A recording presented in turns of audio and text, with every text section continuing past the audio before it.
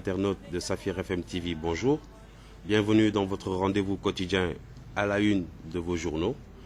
Je vous rappelle que cette émission vous est présentée par Val d'Afrique. pasti Valda yi Tëngéej lañ leen di defaree dalee ko 1942 ba tey te mbooleem liggéeykat yi fa jaar wane nañ seeni manin ak seeni xarañ ba ñu am tey ay pasti yu mucc ayib yu kenn ëmpaleetul fii ci Sénégal. ba xam ngeen ni pasti yi Dakande bi jóge fii ci mim réew rawatina ca Daaxa Jolof lañu leen di defaree te am na njëriñ lool ci sunu wàllu lekk. dale ko at yu bari njëriñam gi ñuy may ñuy noy nuy neexee tax na ba tey ay nit a ngi koy jëfandikoo ci seeni ataaya ak seen meew ngir yokk seen caf ko. gannaaw pastille Valda am nañu pastille Valdouce bi ñu jagleel xale yi ak pastille Jet ngir ñépp ñu soppul wala ñi maytandiku suukar ku ne ak sa Valda. pastille Valda suñu cosaan.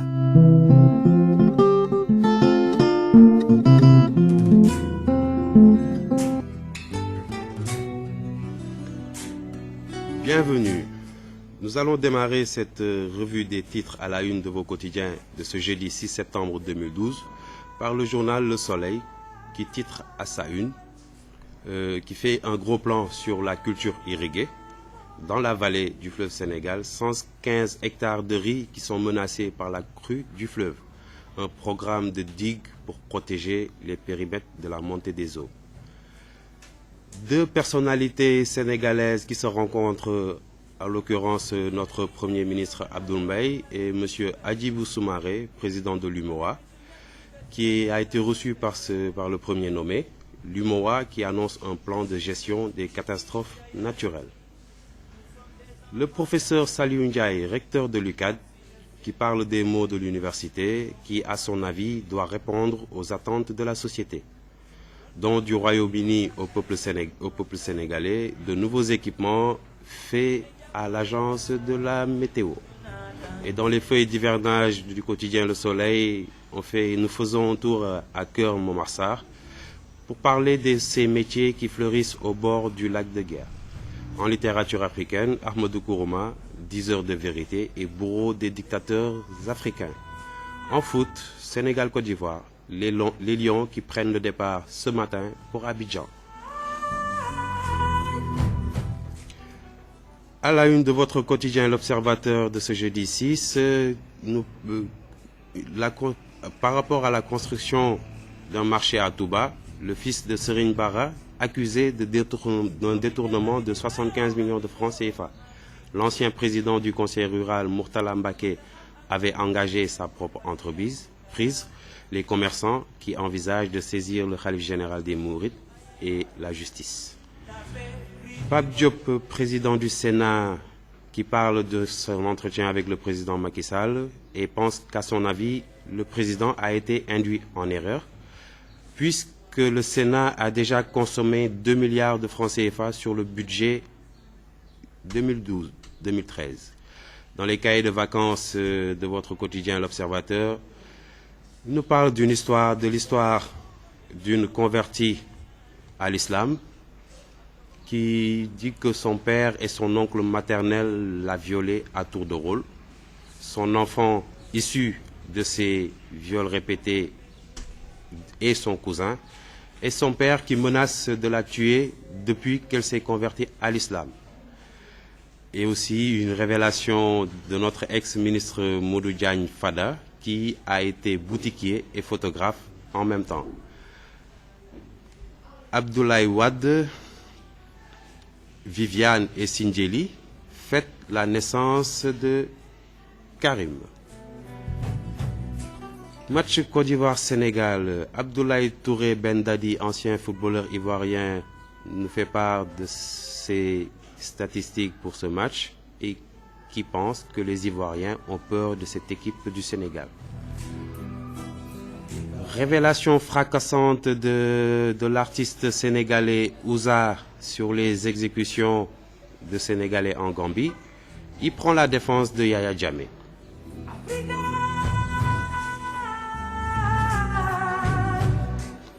Le quotidien Sud de ce jeudi revient sur la grève des blouses blanches entamée depuis le 6 août à l'hôpital principal. il semble que le mot d'ordre est levé et qu'ils reprennent du service ce matin. Projet Kawsara, cité des affres politiciennes et des révélations des jeunes apéristes sur l'audit du plan Jaxaay qui pensent que l'immunité parlementaire d'Oumar Sarr est en sursis.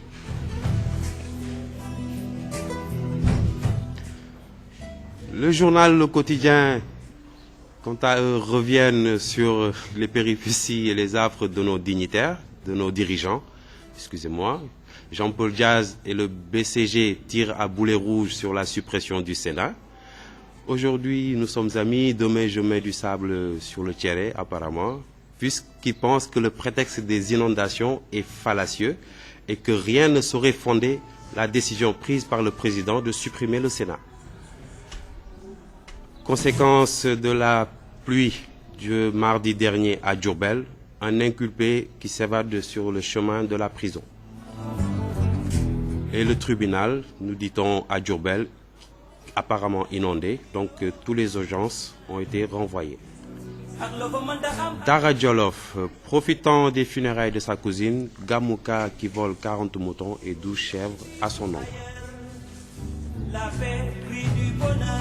Le journal Libération qui revient sur les audits, surtout concernant l'ARTP, donc qui annonce une grande bamboula en mode continu.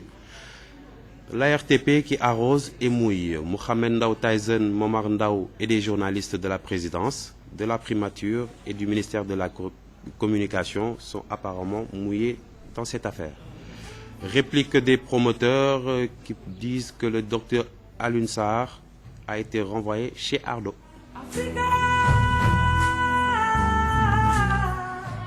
Le journal Enquête qui fait un gros plan sur Yaya Jammeh, qui passe de lieutenant tireur d'élite à monarque tueur d'élite.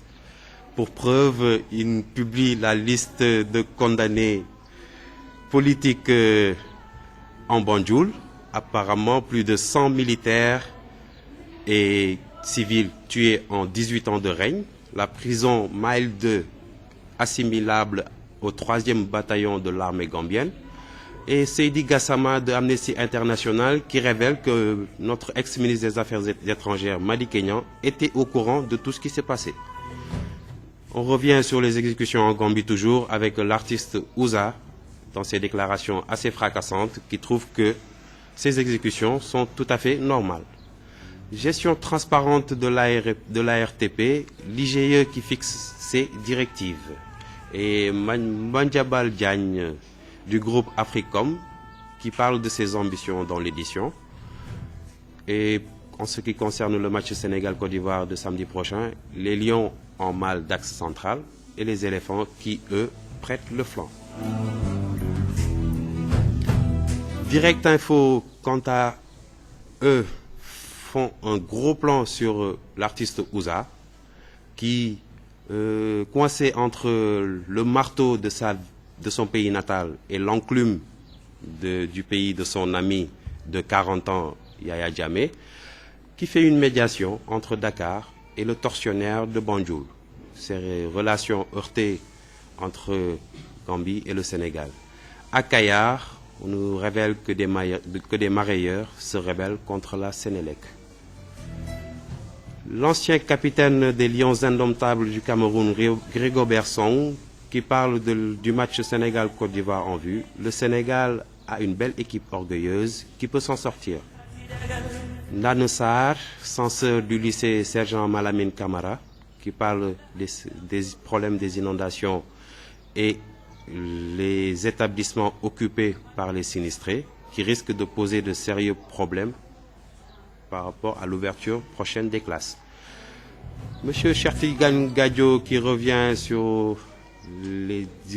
Direct Info pour parler de la récurrence des inondations et qui propose des assises nationales pour pouvoir régler ces problèmes. Le ministre des Sports, Malik Gakou, qui parle de l'afro-basket des moins de 18 ans prévu en septembre à Dakar, il promet de mettre tous les moyens nécessaires pour une bonne marche de cette compétition. 37e édition du Magal des Deux Racs à Saint-Louis. L'affluence n'était vraiment pas au rendez-vous.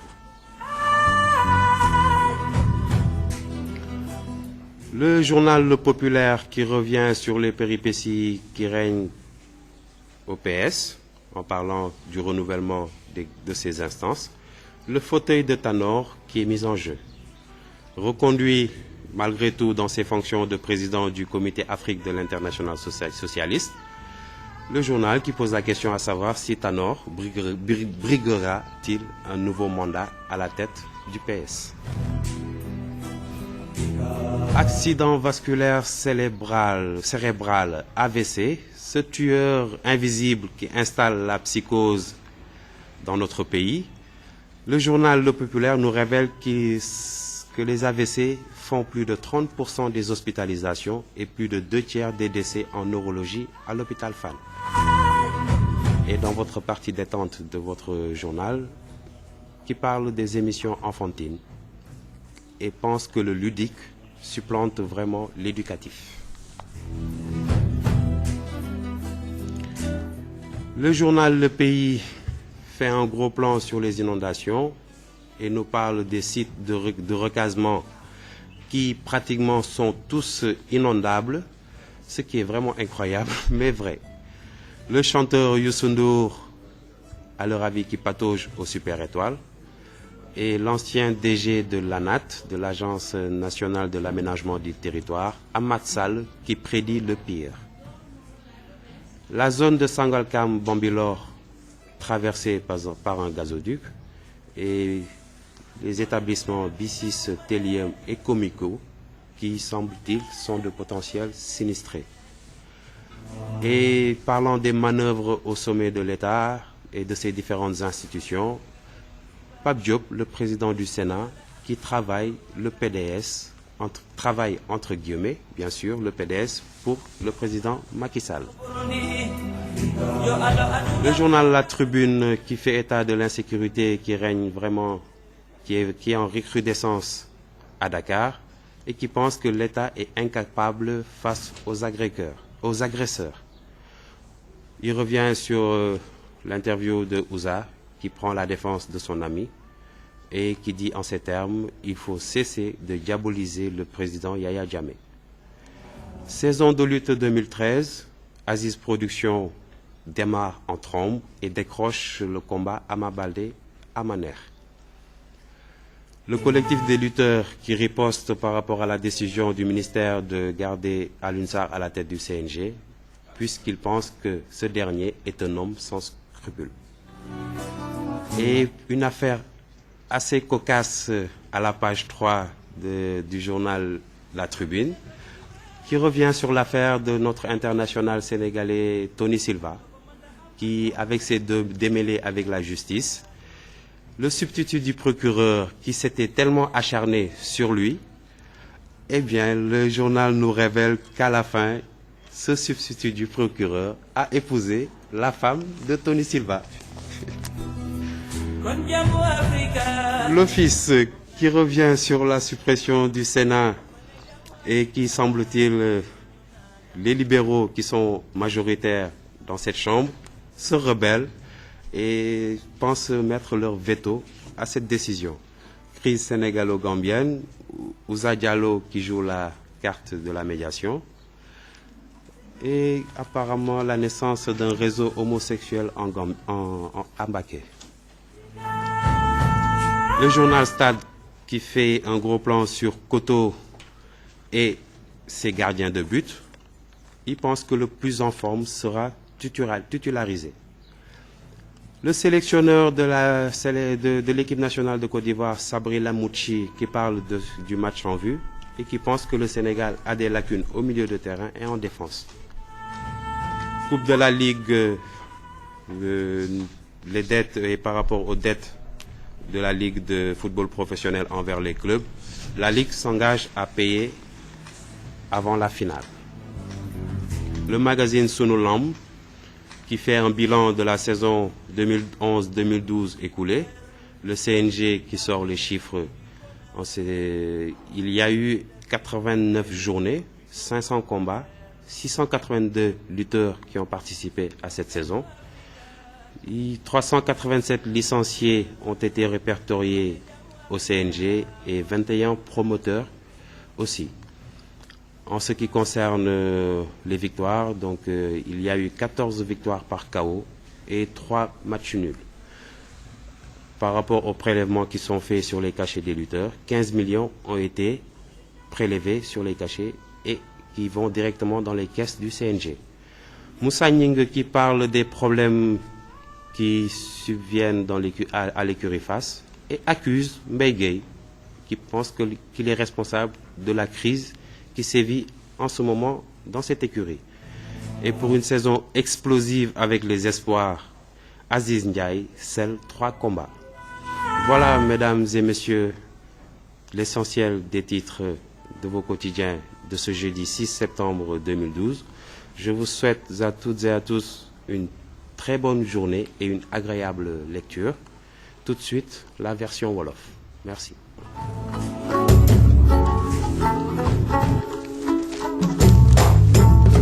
Get by.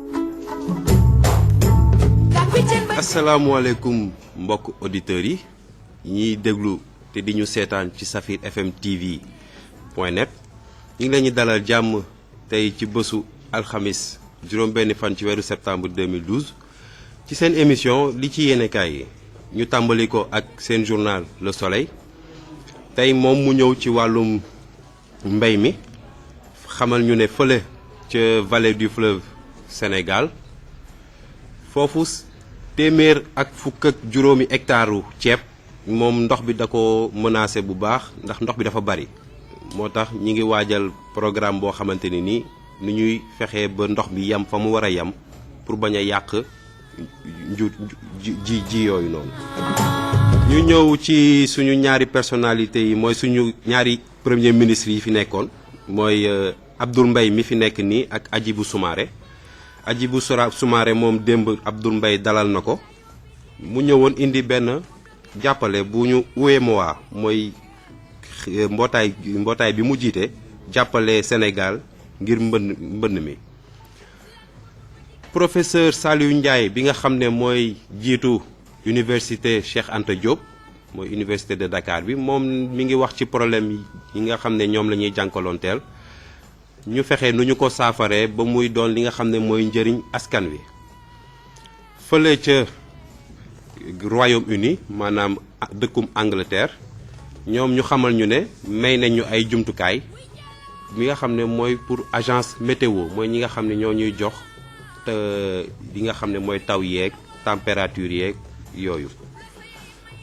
ñu ñëw ci feuille d'hivernage yi mooy kay ñi nga xam ne fa lañ leen jagleel lépp lu jëm ci wàllum société ñu dem fële ca kër Momar Sarr ñu xamal ñu métier mooy liggéey ya nga xam ne ñi ngi ko fay def ci booru Lac de Guiers bi ci wàllum littérature maanaam wàllum bind livre yi ñu xamal ñu ne Ahmadou Kourouma moom waxkatu dëgg la te moom képp ku fi dictateur wala ngay booy njiit yi nga xam ne dañuy buum di bummi moom looloo ko tax a jóg nu ñu leen fi jëlee. Sénégal Côte d'Ivoire ñu ñuy xamal ne gaynde yi ñoom dinañ jël tey roppalaan bi tey jëbali fële ca Abidjan. ci yéenekaay L'Observateur bu alxamisu tey bi ñoom ñu ñëw ci fële ca ñu dem ca Touba ndax benn marché bu ñu fa doon tabax ñu xamal ñu ne daal doomu sëñ Baara moom dañ ko accusé dañ ko tuumaal ne que daa lëndëmal juróom-ñaar fukki millions yu topp ak juróom moom ancien président conseil rural bu Touba Mourtala Mbacké moom ñu xamal ñu ne daa jëloon liggéey kaayam mooy entreprise boo xam ne moo ko moom la engagé woon pour mu def liggéey boobu.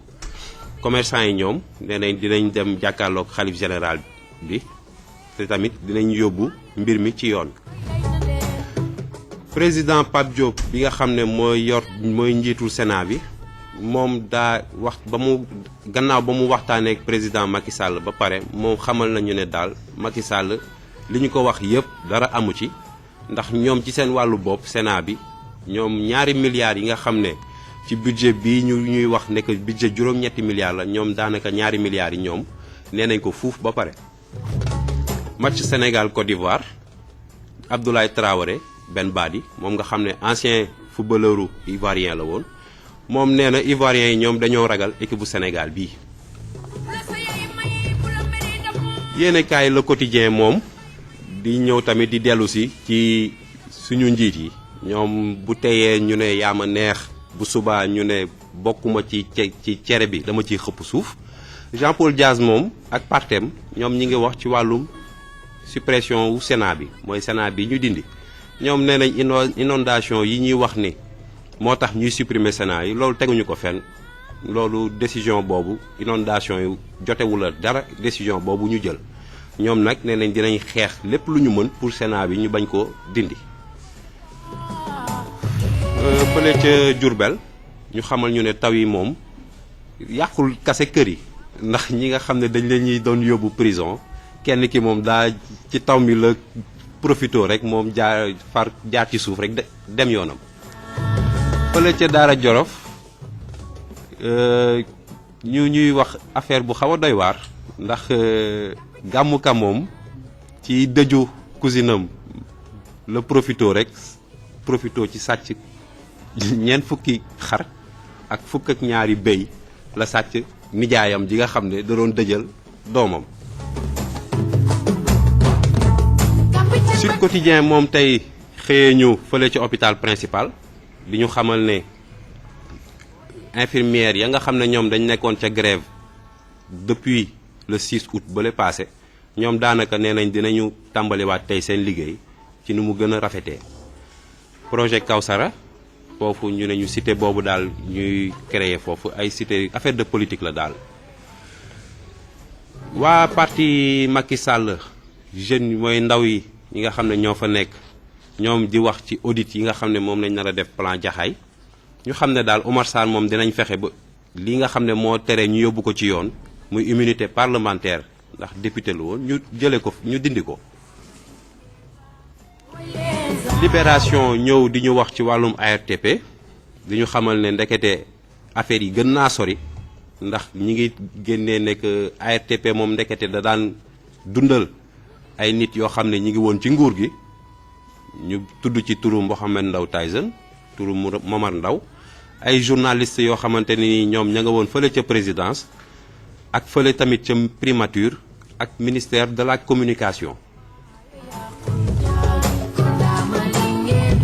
yéenekaay enquête moom ñëw wan ñu ki nga xam ne moom moo nekk fële ca Gambie di buur di bumi muy Yaya Jammeh moom ñu xamal ñu ne lieutenant la woon ci armée bi di reye rek waaye ba mu ñëwee ci nguur gi tamit daa continuer la mu doon def di reye rek ñu xamal ñu ne daal ba mu toogeek léegi rey na lu toll ci téeméeri militaire ak ay civil ci fukki at ak juróom-ñett yoo xam ne mi ngi ci nguur gi. prison ba fa nekk it ñu tuddee ko Mile 2 moom nee na moom mooy bataillon armé moom bataillon armé sax la ko mujj def. Seydi Gassama bu Amnesty International moom di ñu xamal ne suñu ministre des affaires étrangères bi fi jógee muy Madické Niang moom xamoon na li xew lépp. ñu des ba léegi ci Gambie ñëw ci Ouza mi nga xam ne artiste la fii ci Sénégal moom nee na rey gi ñuy rey fële ca Gambie moom lu jaar ci yoon la mu doon lu ñu xaw a jaaxal lool sax. Madiambal Diagne moom mi nga xam ne moom mooy njiitu groupe Africom xam ne groupe boobu moom journal dañuy yéenekaay la ñu yor ak yooyu muy xamale moom lan mooy yéeneem ci yéenekaay yi. Sénégal Côte d'Ivoire bu samedi bi di ñëw xamal ñu ne suñu gaynde yi daal ñoom suñu axe central bi maanaam défense bi moom dañ cee am problème yu bari. éléphant yi nag ñoom fële ca Côte d'Ivoire ñoom ci wet yi rek la ñu fas yéenee jaar bésu match bi.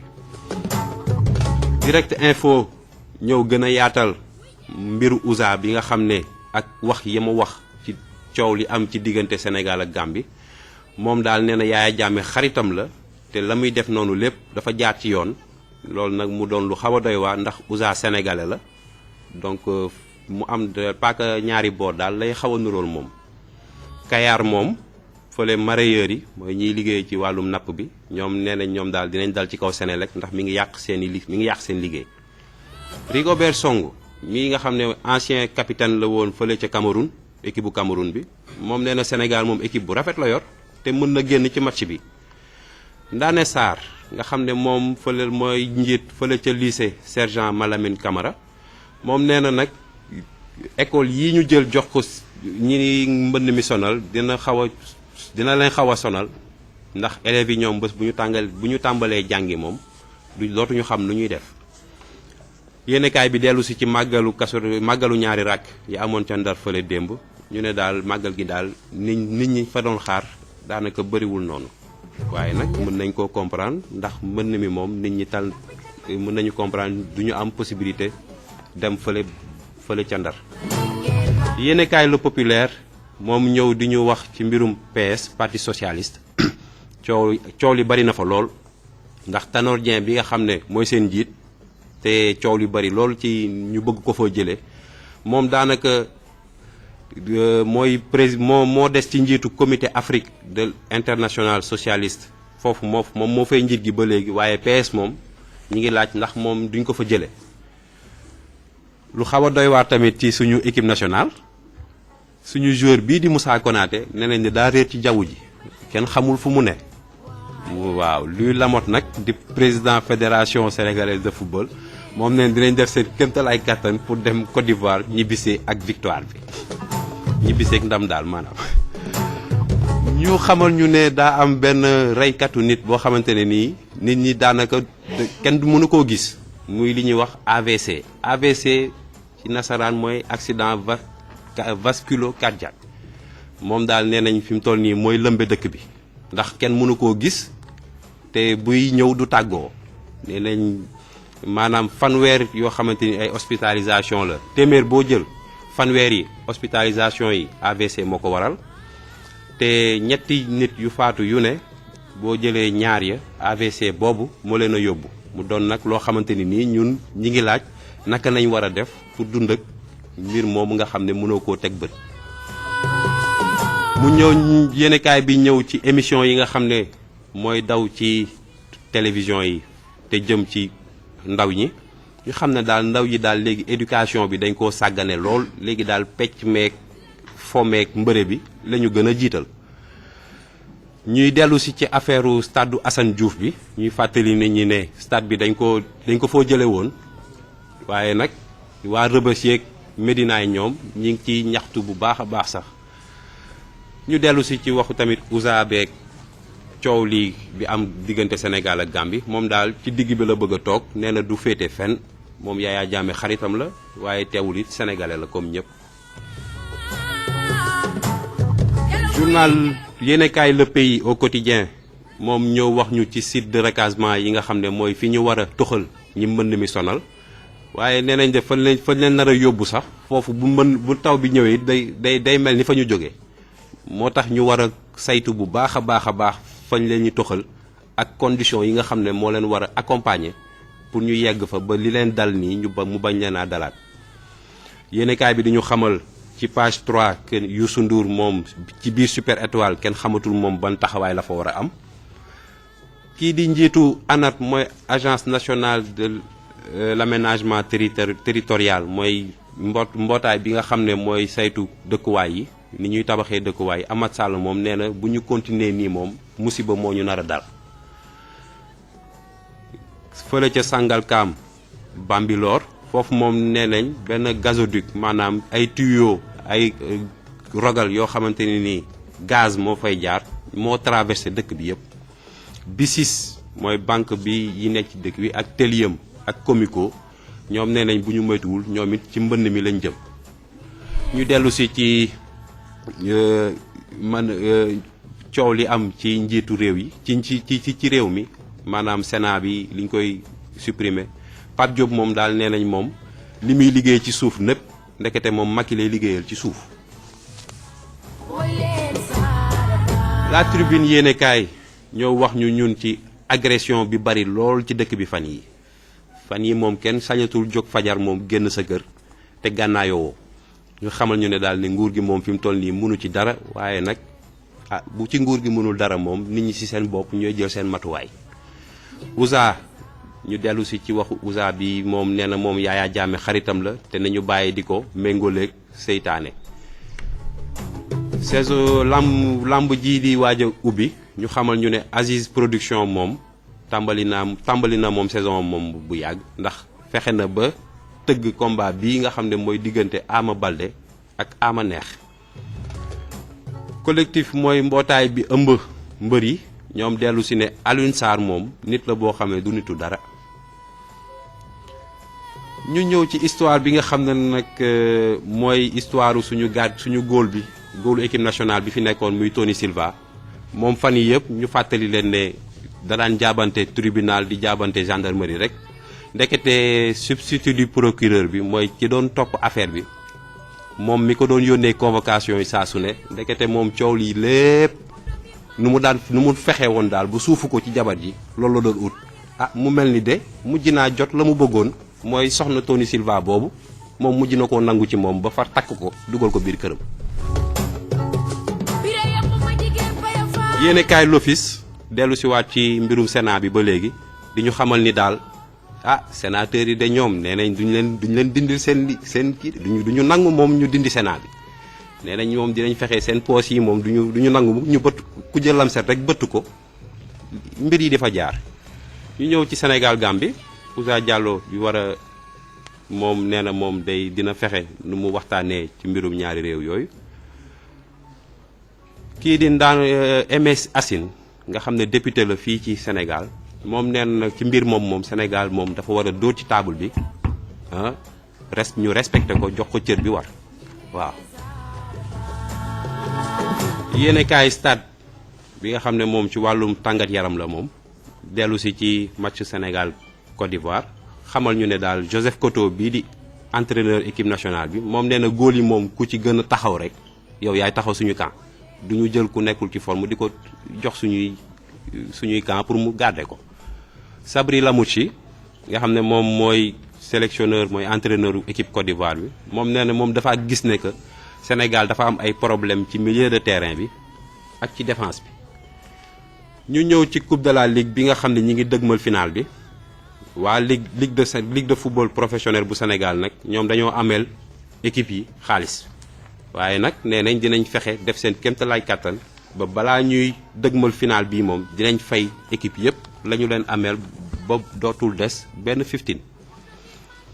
yéene kaay sunu làmb ñëw di ñu defal maanaam benn saytu ci làmb saison làmb bii ñu jóge muy atum 2011-2012 bi di ñu xamal ni daal amoon na juróom-ñetti téeméer ak juróom-ñeenti journée yu promoteurs yi tëgg ci journée yooyu nee nañ am na juróomi téeméeri combat juróomi téeméeri jongalante yu mbër yi jongalante seen biir te mbër yooyu ko jongalante ci nee nañ ñi ngi toll ci juróom benn téeméer ak juróom-ñetti fukk ak ñaar yéenekaay bi di ñu xamal ba léegi nekk Sénégal moom am na ñetti téeméer ak juróom-ñetti fukk ak juróom-ñaari licence ñoo xam ne ñi ngi seen licence su mbër am na ñaar fukk ak benn promoteur yu fi nekk di tëgg combat yi ci wàllum combat yi nag ñu xamal ñu ne daal ñi ñu dóor ñu daanu moom mat nañ ci fukk ak ñeent waaye tamit am na ñett ñoo xamante ni ñetti combat yoo xamante ni moom kenn daanul sa morom ci cachet yi nga xam ne nag mooy amende yi avertissement yi nga xam ne moom la arbitre yi di jox mbër yi ci biir combat yi ñu xamal ñu ne daal ci avertissement yooyu jëlee nañ ci lu toll ci fukki million ak juróom yoo xam ne mi ngi ci keesu CNG ñoom man xaalis boobu bëggoon nañu xam ñun nu ñuy def ba xaalis boobu fu ñu koy dugal ndax bari na lool sax li ñuy jëlee ci mbër yi. Njoxobaay moom nga xam ne mooy micro central moom ñu xamal ñu ne daal moom jóge na fële ca FM Sénégal ba mu nekkoon jóge na fa waaye nag ba mu fa jógee moom de fi mu toll nii mi ngi senn rek mi ngi wax rek nee na Bécaye mosu koo fay juróom-ñaar fukk 75 000 francs foofu nag dinaa fexe sama gars yi ñoom mun ma koo tekkil ci wolof. Moussa Gningue moom di dellu si ci problème yi nga xam ne écurie Fass mi ngi koy am di xamal ne daal ki war a coow loolu yëpp du kenn ku dul Mbaye Guèye saison bii di ñëw it promoteurs yi ñoom tàmbali nañ de ñoom ñi ngi coow waaye ci suuf it ndekete ñoom ñi ngi jaar ci suuf di tëgg seen combat di njëkkante ndax Aziz Ndiaye moom ne ñu xamal ñu ne daal moom tëgg na lii di Ama Baldé ak Ama Neex donc coow lii nii yëpp te teewul ñi ngi ci suuf di yëkkati seen téléphone ku ci nekk di njëkkante ngir mën a décrocher ay affiche donc nañu jàppee nit ñi daal te bàyyi coow li te liggéey mën nañoo waxtaan seen biir CNG ak promoteur ak lutteur ñoom ñëpp ñoo bokk benn mbuus bu ñu waxtaanee ci seen biir war nañoo juboo te coow du ci jóg te ñun ñii sax nga xam ne ñooy amateurs yi duñ ci jot ba ci am lu ñu metti waaw mbokk yi lii moo doon di gënoon a fës ci seen yéenekaay yu tey bésu alxamis bi di 6 septembre